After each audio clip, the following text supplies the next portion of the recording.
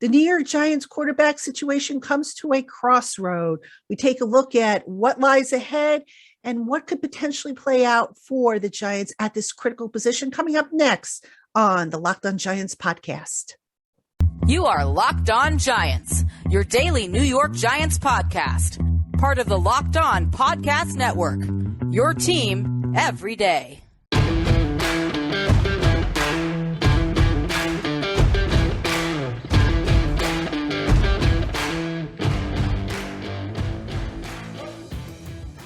Hello, New York Giant fans, and welcome to another edition of the Locked On Giants podcast, part of the Locked On Podcast family, your team every day. My name is Patricia Traina. Happy Monday to everybody. We've got one more real week before the Giants report to training camp. The rookies coming in on the 19th, the veterans the 26th. So we are getting so close to the start of training camp and the end of this quiet period that always seems to fall at the end of the mandatory mini camp leading up to training camp. It's just an absolute quiet period. And I am so glad that it is coming to an end. Want to thank you for making us your first listen of the day or your first watch of the day if you're watching on YouTube. On today's show, we're going to take a look at the New York Giants quarterback situation. The Giants are at a bit of a crossroad here with the quarterback. So we're going to talk about how we got here, what needs to happen, and what might happen down the line if things fall into place. That is our agenda for today. And again, thank you so much for tuning in. So let's get right into it. Let's start off by looking specifically at Daniel Jones, who is, of course, the one we're referring to when we say that the quarterback situation is at a crossroad. Now, those of you who follow the draft, you know that typically the time to pass judgment fairly on a draft pick is after 3 seasons. That's when you kind of get an idea of if the draft pick is going upward or if he's trending downward. The Giants have had Daniel Jones in their system now for 3 years. All right. Now, granted, the system has changed up. We'll talk about that in just a bit. But after 3 seasons, they still do not know what they have in Daniel Jones. And that's a problem for multiple reasons. Number one, you're talking about one of, if not the most important position on the team. All right. If you don't know what you have in your quarterback after 3 years, after having drafted the guy, something's wrong. All right. More importantly, teams that start to ascend typically want to do so while that quarterback is on his rookie contract. All right. Daniel Jones is entering year 4 of his rookie deal, the last year of his rookie deal. So if the Giants don't start to make a move this year, and that's debatable whether or not they do or don't, basically they're potentially looking at a scenario where if Jones balls out, they're going to have to pay him the equivalent to what, his peers are making on their second and third contracts. And that could potentially create some backlash, if you will, on the salary cap situation. All right. It's a really weird situation the Giants find themselves in with the quarterback, between not knowing what they have, between, basically having that window starting to close. It's a mess. Let's call it what it is. It is a mess. Now, how did we get here to this point? Couple things that we can point to. Number one, obviously, the lack of stability in the coaching ranks. And if you tuned into the show on Friday, when I had the entertainer on, we talked about this a little bit. The fact that the Giants had drafted Daniel Jones with Pat Shurmur as the head coach. Now, nobody knew that Pat Shurmur wouldn't work out. All right. But here's the thing, you can make a case that maybe the Giants reached for Jones at number 6. You can make the case that maybe that Jones was the guy that Shurmur wanted specifically for his system. You can make those cases. And then, Shurmur didn't work out. They brought in Joe Judge and Jason Garrett to be the offensive coordinator. And now all of a sudden you have a new coaching staff, a new system, a new everything. And now you have to ask yourself, was Daniel Jones a fit for that? And at times it looked like he was, but at times it looked like he definitely wasn't. So you kind of have this, square peg, round hole thing again going on, which is kind of been the story of this Giants team. You throw in the fact that there wasn't a solid offensive line in front of Daniel Jones to play behind. You throw in the fact that, that Daniel himself had trouble with, making some post-snap reads, and that he didn't really get a whole lot of support. And just really the Giants' handling of the quarterback situation post Eli Manning has been awful. It's just been an absolute cluster, you know what. And, if you thought it was bad with Eli when he was in his decline and the Giants weren't putting a good offensive line in front of him and giving him playmakers, think about it. For a rookie quarterback, a young quarterback, it's worse. At least with Eli, he was able to, most cases, he was able to spot things and adjust and whatnot. But now you've got a young quarterback coming out of the college ranks, and you go and you ruin him because you don't put stability around him. You don't give him talent. Well, gee, is there any wonder why that the Giants still don't know what they have in Daniel Jones? And more importantly, again, I've got to ask this question, and I don't think it has an answer, but I'm going to ask it anyway. How do you let this happen? 3 years in, and you still don't know what you have in the kid? That's just wild. That's just wild, and it speaks volumes, I think, about as to how the Giants tried to build a roster. And it just, that's why things had to change, folks. That's why things had to change. So the next question is what can they do to kind of get they're at this crossroad with Daniel Jones. What can they do to get him down the right path? I'll tell you right after this. All right, Giant fans, we have more coming up on today's LockedOn Giants podcast. But first, BetOnline.net is the only place that offers the best information on the latest odds, contests, and player props for all your sports betting needs. No matter what sport you're into, BetOnline.net has you covered. Plus, they offer everything you need to know for live betting and your favorite Vegas casino games. So head on over to BetOnline.net today to learn more about the trends and the action. BetOnline, where the game starts. All right, welcome back to the LockedOn Giants podcast. I'm Patricia Traina, and we're talking about the Giants quarterback situation, which is at a crossroad. Really didn't have to be this way, but yet here we are. What do the Giants have in Daniel Jones? Well, we're going to find out, hopefully, once and for all this year.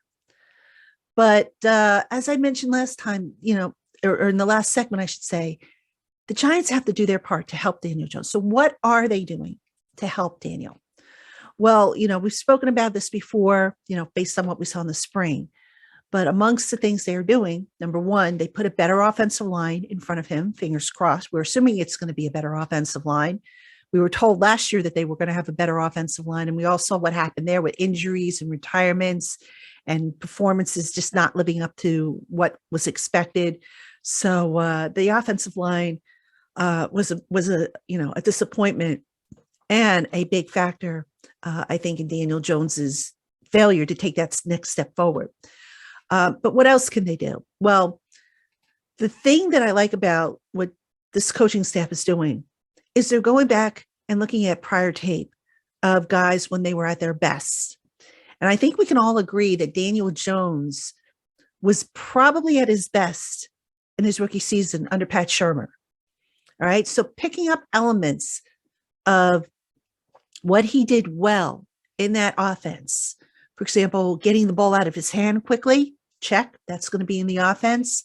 Taking some deep shots down the field, strategically placed deep shots, that's going to be in the offense.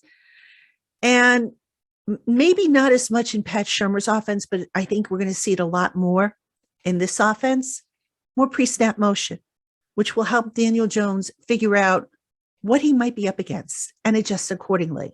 Now, I want to talk about the post-snap part, because that to me has been an ongoing problem with Daniel Jones, regardless of who the coaching staff has been or what the system has been. Daniel Jones, the longer he has to hold the ball, it's almost like you watch him and you question whether or not he's trusting what he's seeing, because just based on some of the throws he's made, you're like, dude, what are you doing? So I know last year, the coaching staff kind of talked him out of that, if you will, kind of got him on a conservative path. And the funny thing is when there were deep shots to be taken, Jones just seemed to, avoid them. And you wonder, did they maybe go to the extreme with him? So anyway, what the Giants have been doing, obviously, is they've been cutting down on his post-snap processing, right? Get the ball out of your hands quickly, get it to your playmakers, let your playmakers pick up the yardage. Great. All right. That's what we saw kind of from Pat Shurmur's offense, that modified West Coast offense.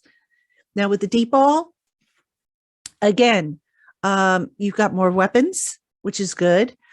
But, Daniel's got to be trusting of what he sees. All right. So he's got to trust that his receivers are going to be at a spot. He's got to trust his arm that he can get it there. He's got to trust his offensive line that they can block for him.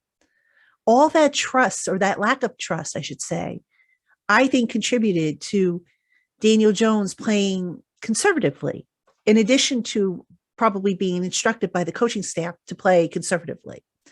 So Brian Daboll has basically said to him, Daniel, look, we're in practice. Not going to hurt us if you turn the ball over. Let's try some of these deep throws or these particular passes that maybe you cut out in the past because, the circumstances weren't ideal. Let's try them out. Let's see what we've got here. And as a result, I think you started to see in the spring a little bit more confidence coming from Daniel Jones. Now, remember, he wasn't facing a pass rush. He wasn't in danger of being hit, although what the coaches did try to do is they tried to simulate it by having, assistants with these large padded things that were swatting at him. They had assistants coming at him, waving their hands in the passing lanes, all the little things to try to distract him. And Daniel, to his credit, kept his focus and he connected more so than he didn't. So, the exercises that we saw in the mini camp and the OTAs seemed to work. So that's the good news. But again, you won't know until you actually have a live pass rush coming at you and the danger of being dropped. So that's where the real test is going to come. And that's why we'll see it in preseason. So the Giants are doing their part to help Daniel Jones by tailoring that offense to what he does well while masking what he doesn't do well. And part of that has also involved Daniel contributing ideas and concepts and things he likes to run. Right? So you have all that stuff being thrown into the pot. And really you sit here and you say to yourself, gosh, how can this kid fail? Well, he could fail if, and this is a big if, he still feels the need when he takes off as a runner to lower his head and be the tough guy. That's one way. If you're not on the field, you're obviously not going to be able to succeed. And, you're going to prolong this growing reputation you have as being an injury risk. So here's what I think with Daniel with regard to that. I think in the past, the coaching staff recognizing that Daniel was athletic enough, they took advantage of his legs because, they didn't have Saquon Barkley, 2 years ago. Barkley missed some time last year. Some of the skill position players were injured. Daniel was in there, why not take advantage of that? And you question whether or not Daniel felt the need to maybe pick up that extra yard or two because he probably thought, gee, if I don't do it, nobody's going to do it. And if that's how he felt, well, you can't blame him, I guess, for being a little bit on the reckless side. That said, you got to be smart. And that's something he hasn't shown when taking off as a ball carrier. So hopefully this year, the coaches strike up a balance. I'm not saying don't run him at all because, that would be foolish to not take advantage of that. But at the same time, there should be no reason why Daniel Jones should be the leading rusher on this team, which he competed to be last year. Right. So hopefully the coaches find that happy medium. All right. Now, let's say the best case scenario happens. Daniel Jones has a great year. What is a great year? And what does that mean for the Giants moving forward? Stick around and I'll tell you after this. All right, Giant fans, we have more coming up on today's LockedOn Giants podcast. But first, there's only one place to find what you need quickly for your car or truck, and that's at rockauto.com. RockAuto has over 20 years of offering competitive pricing on thousands of parts for every make, model, and manufacturer. Check out their extensive website, and don't forget to write down Locked On in their How Did You Hear About Us box so that they know we sent you. RockAuto.com has amazing selection, reliably low prices, all the parts your car or truck will ever need. That's rockauto.com.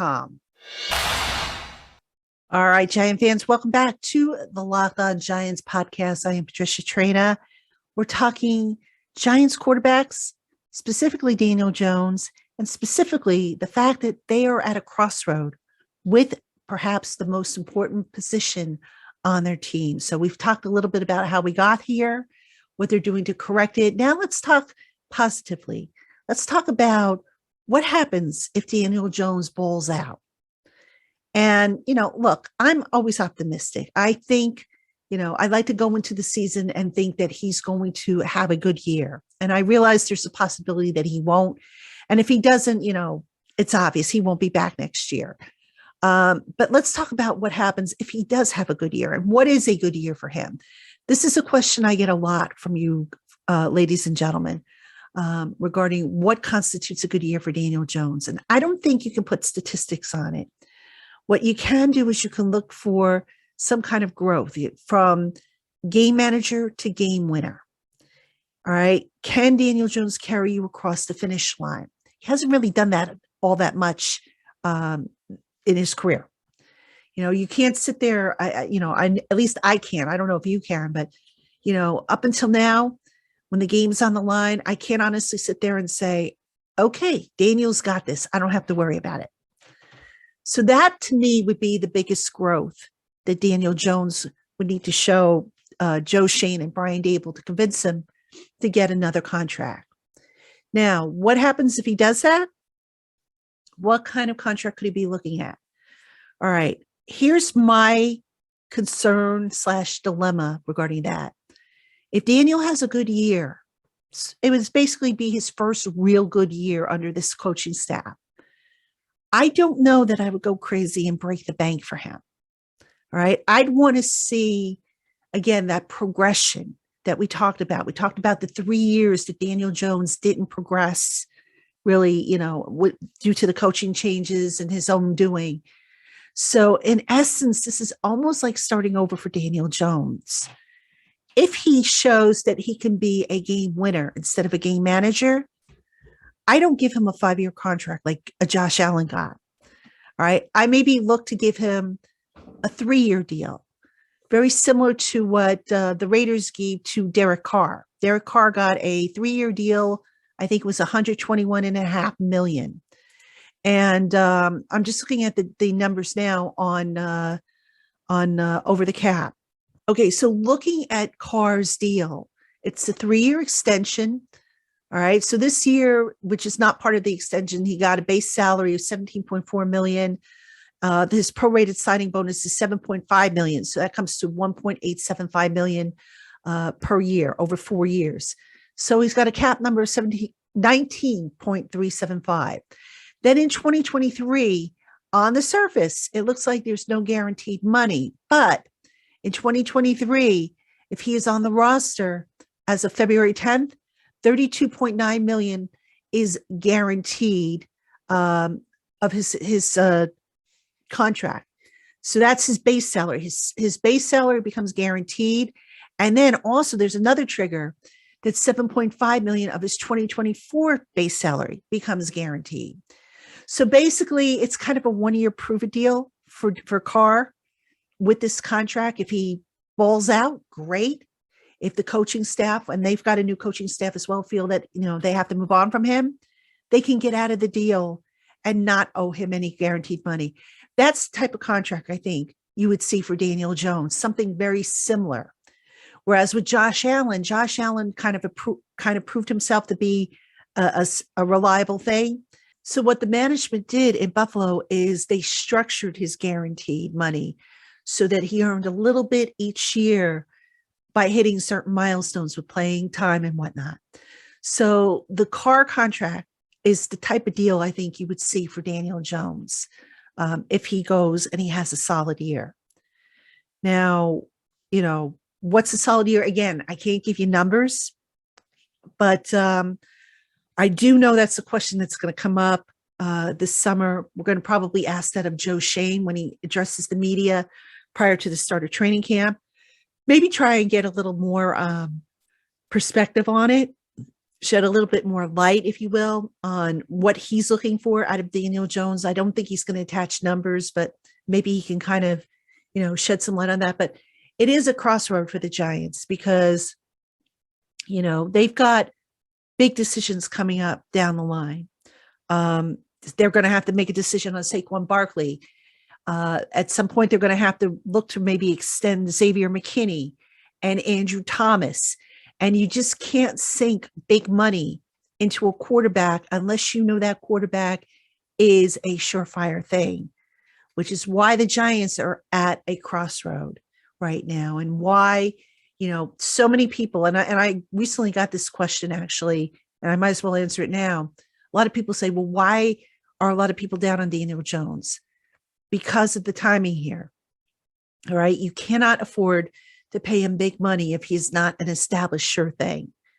You're basically going to take away from other resources to keep your team up and running. Again, the time to win if you're a football team is when your quarterback is in his rookie deal. All right. That's when you want to start trending upwards. And then if you establish that, then you can talk about paying him, like he's a top flight quarterback in the league. The Giants aren't there yet. But yet here they are facing that dilemma. And that's why I think a lot of people are, quote unquote, down on Daniel Jones, because it doesn't make sense from a financial perspective unless that guy balls out to extend him, especially with a quarterback rich class coming up in this next draft. So that is the crossroads the Giants are at. How will it play out?